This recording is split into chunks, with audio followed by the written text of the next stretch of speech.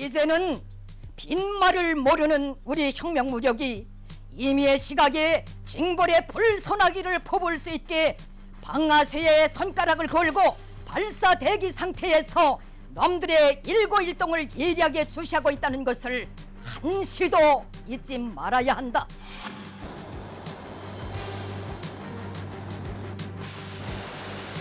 Early morning on the 29th, North Korea launched another ballistic missile expected to be medium range. The highly provocative move came only 3 days after the North fired 3 short-range ballistic missiles into the East Sea, putting the Korean Peninsula into turmoil. The missile landed in waters around the northernmost islands of Japan, and the Japanese government described the test as an unprecedented, grave threat, calling for more sanctions on the North. The South Korean government also vowed a strong response, warning of possible military measures against the North. 문재인 대통령은 이날 오전 북한의 미사일 발사 직후 정의용 안보실장으로부터 이 내용을 보고받고 강력한 대북 응징 능력을 과시하라고 지시했습니다. 맥마스터 보좌관은 한국에 대한 미국의 방위 공조는 흔들림이 없다. 안심하라고 말했습니다. Currently, Seoul and Washington are discussing the development of joint measures, including military actions. The missile launch marks another major escalation of threats from Pyongyang, intensifying the vicious cycle of tensions around the Korean Peninsula.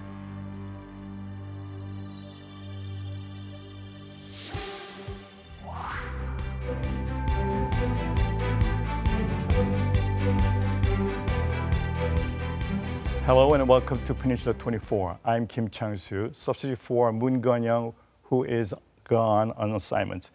Joining me in studio today is Dr. Kim Kwang-jin. He's a research fellow at the Institute for National Security Strategy here in Korea. Thank you very much and welcome to this show. Good to see you again. Having me here. Let me start with the new latest development here around the Korean Peninsula, because there was a report that North Korea again test-fired a kind of unidentified missile that flew like 2,700 kilometers, and they reached an apogee of 550 kilometers over Hokkaido, Japan. This shows a tremendous alarm, not only to Japan, but also to the international community. What is your take on the latest developments from North Korea? I think it is a reaction to the current South Korea and U.S. joint military drill, which is Ulchi Freedom Guardian exercise, computer simulation military drill. Actually, North Korea denounced that. Of course, every time we had this kind of military drill, and they fired already 3 short-range ballistic missiles on 26th.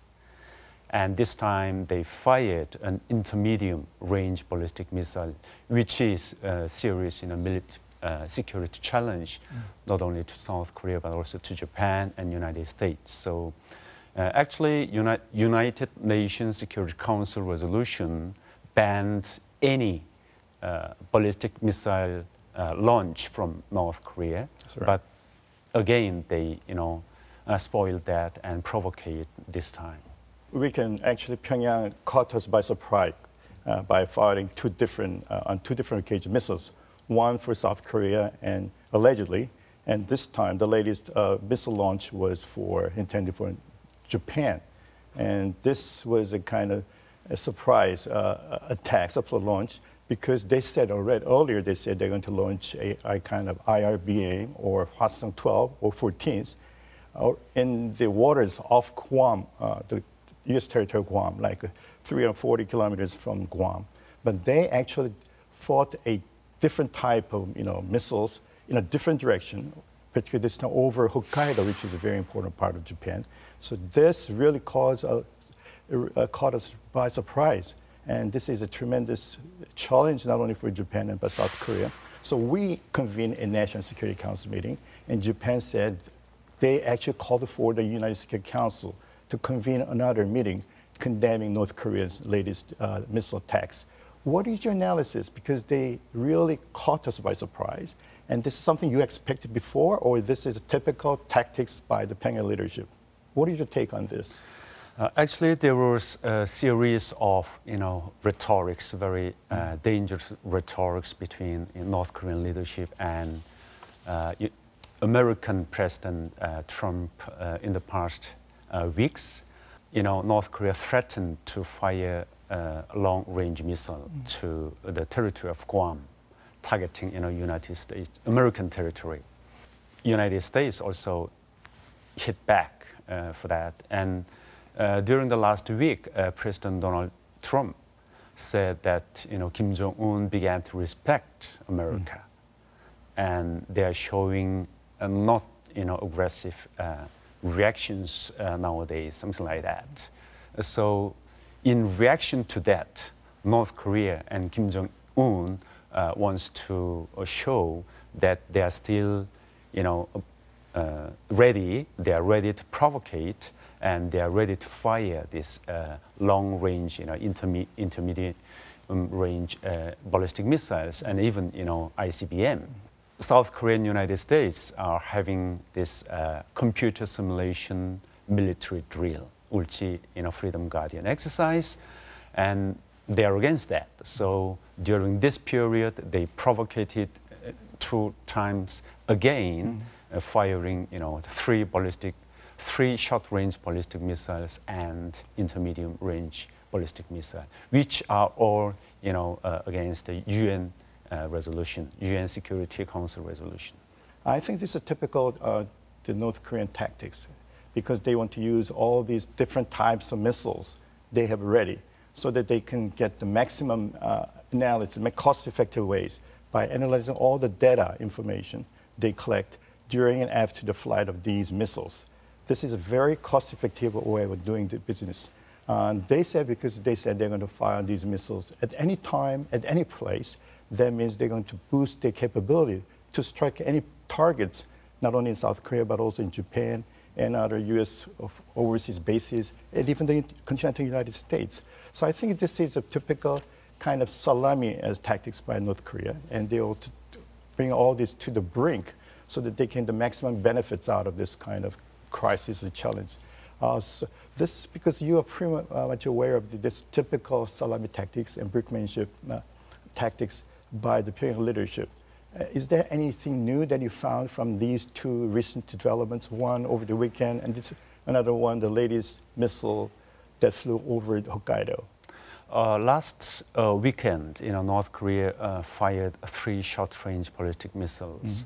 And the same day, the North Korean media revealed that Kim Jong-un visited the site of their own military drill, kind of simulated, invading drill to, Yeonpyeong Island and Bangyongdo Island, So, and he said that North Korean military army should be ready to, wipe out, all enemies of South Korea and, of course, American troops and occupy South Korea. So it is not a coincidence. They carefully prepared for that, and they fired these 3 short-range ballistic missiles targeting South Korean, territory and South Korean, targets. Of course, during this, UFG military exercise, and also they fired 3 days later. They fired this, 1 intermediate range ballistic missile, which means that it is targeting the U.S. Targets that are coming toward Korean Peninsula to help South Korea when war breaks out. So it is a careful calculation, and they really, targeted a kind of, war scenario and invasion or firing South Korean targets, and then, again 3 days later, target, U.S. Submarine or whatever, aircraft carrier, which are coming to Korean Peninsula to help South Korea. I think you're right, because if you look at the past behavior by North Korea, firing missiles and doing a nuclear test, and also military provocation along the DMZ and along the NLL, This time it is very interesting that Kim Jong-un visit the island, and in a drill that they're going to invade land on the Yeonpyeong Island. This is a kind of combination of nuclear tests plus missile tests, a very conventional military provocations along the DMZ. So this is all kind of using all kind of combination of tactical strategy by the Pyongyang leadership, which really trying to disperse our kind of attention from one to another, and also try to divide the opinions in South Korea, and also divide the United States and its allies like Japan and South Korea. I think this is a very highly skilled, very kind of well thought out scheme by North Korea. But I think we also have prepared this kind of scenarios by North Korea, and I believe we have made very proper countermeasures for each and every this kind of scenario. Let us connect with another expert in the United States. We have, through Skype, Mr. Alan Romberg, who is a former career diplomat and has been a senior associate and director of the East Asian program at the Henry Stimson Center in Washington, D.C. Hello, Alan. Good to see you again. This is Chang-su from Seoul. It's my pleasure. South Korea's National Intelligence Service announced earlier this week that it has detected some signs that North Korea has completed preparations for another nuclear test. What does this mean to the United States? The preparations for a nuclear test we see sometimes go forward and sometimes seem to suddenly stop. I think we have to assume that North Korea will test again, both for political reasons to send a message, but also because they probably want to learn things about their own nuclear weapons capabilities that they can only learn through a test. So they may choose a timing that would be designed to remind people that they have that capability. But I think that regardless of what the international community's likely reaction to it will be, that they will at some point proceed to have another test. And I think we should expect that. Okay, thank you, Alan. There have been some conflicting analysis here in Korea on the identity and particular specifics of the missiles that launched over the weekend. What is your assessment? Well, I think this, we have a saying in the United States about some things that it's not rocket science, but in this case, it is rocket science. And I think that it takes perhaps the accumulation of more data to be able to really understand what the intended path of the missiles was, the nature of the missiles was, and so on. So I don't think we should be terribly disturbed or focus too much on the uncertainty about what these particular missiles were. But I think what we can say is that the North continues to advance its missile program and continues to advance its capability to mount, I don't know about in this particular case, but in general to mount nuclear warheads on its missiles. And we should be aware of that and act accordingly. I'm sure you have some advices for the South Korean government and U.S. governments on their policy toward North Korea in the near future. What are your pieces of advice for us? I think that all of our governments need to be able to accomplish, if you will, two things at the same time.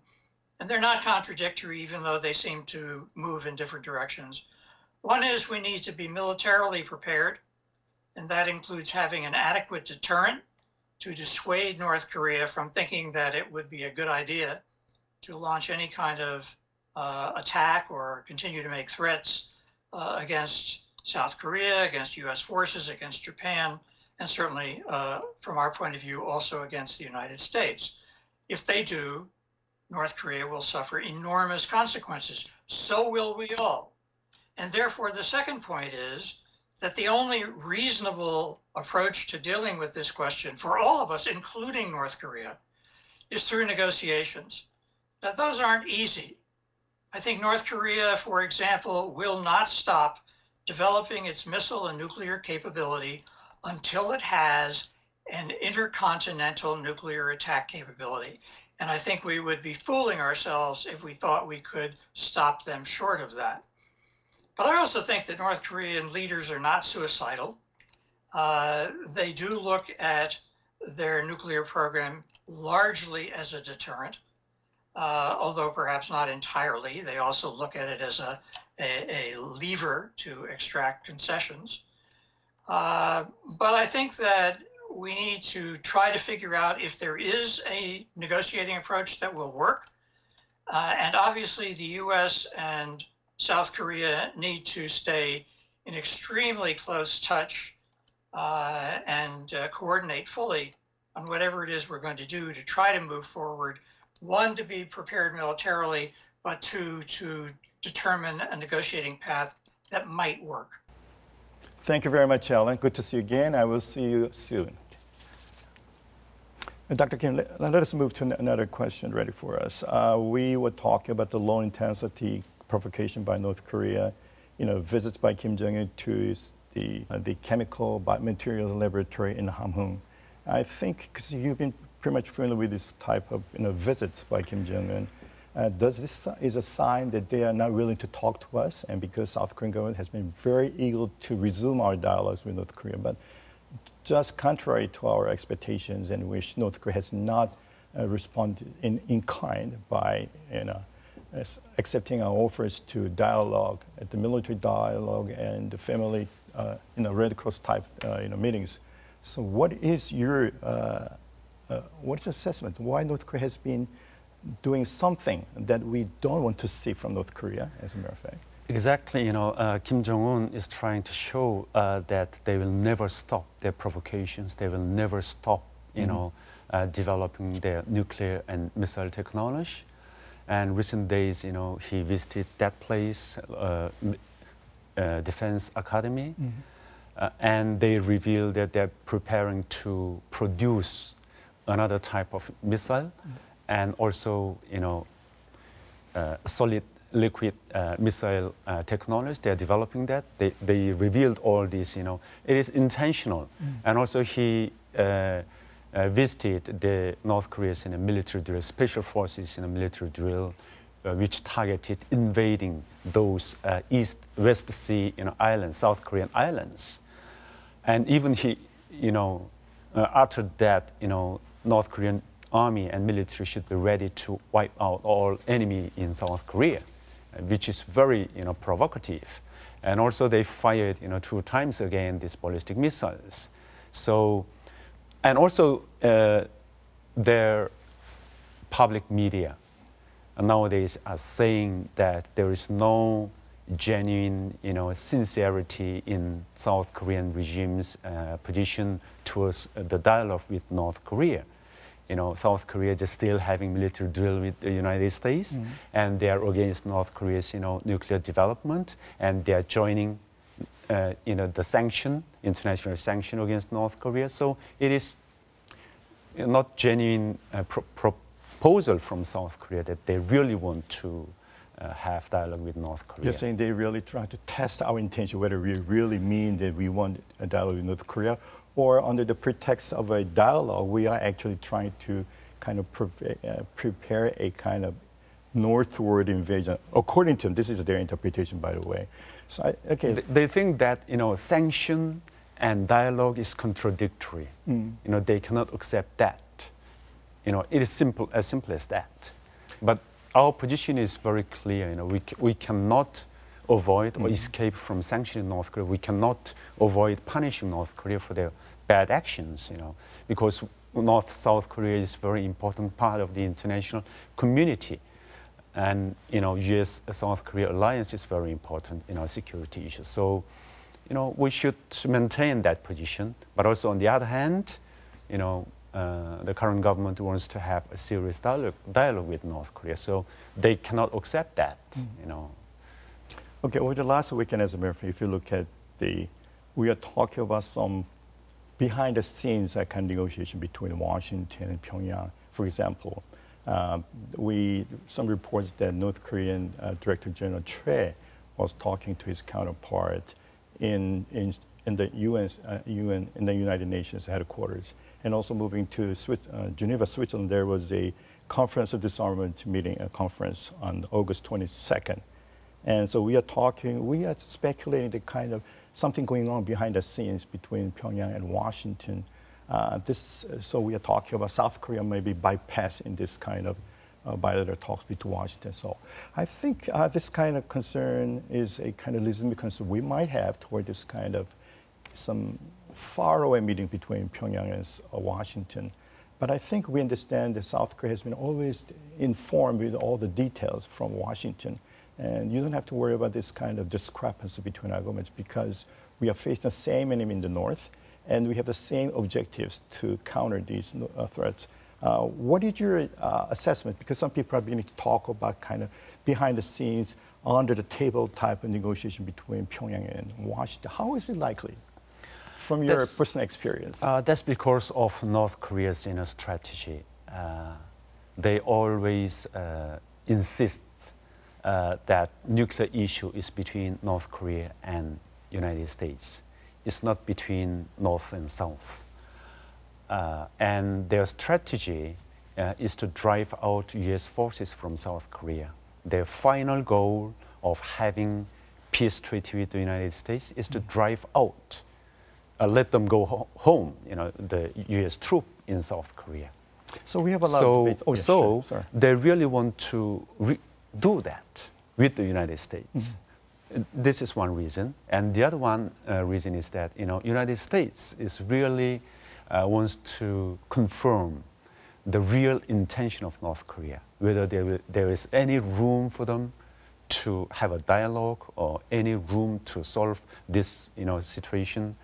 So they're trying to meet North Koreans. These two reasons make this kind of result, and I don't think there will be a Korea passing, because South Korea is not a country a decade ago or 2 decades ago. It is one of the biggest economic power in the world economy, and also it is so important place for many great powers and also other industrial states to invest and have economic relations. And even with China, we're having a great deal of economic contacts. So I don't think there will be any Korea passing.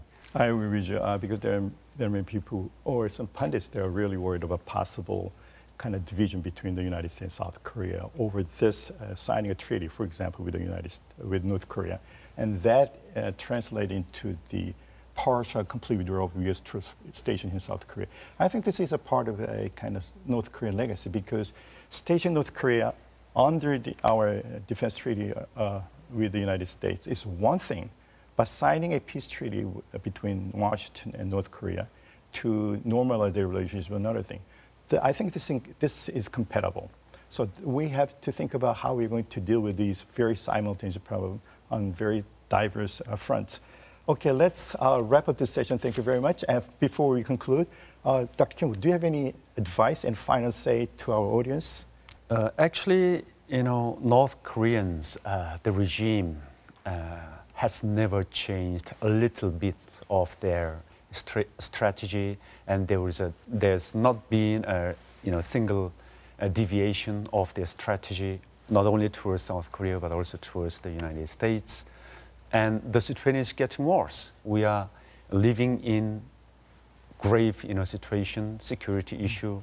So I think we need to be prepared for everything. Particularly this growing North Korea's nuclear and missile threat. So we shouldn't be in a hurry. We need to see the situation very gravely and check everything that we can do.